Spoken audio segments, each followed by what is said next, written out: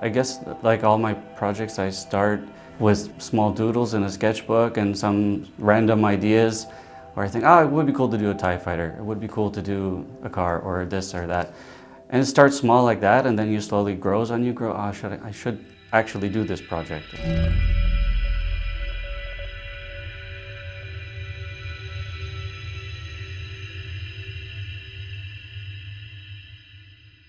My name is Jason Battersby.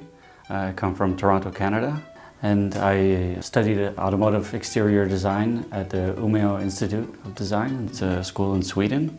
For me, Freiraum is about different possibilities and being able to do the things that you would like to do and opening new doors for yourself and exploring.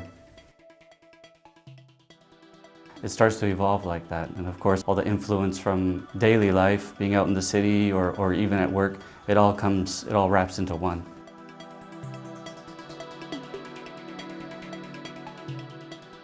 I guess the idea of the future is that anything is possible, so I know that whatever I develop on my own, it's a fantasy, but I know I can sort of push it to reality, I think, in the future.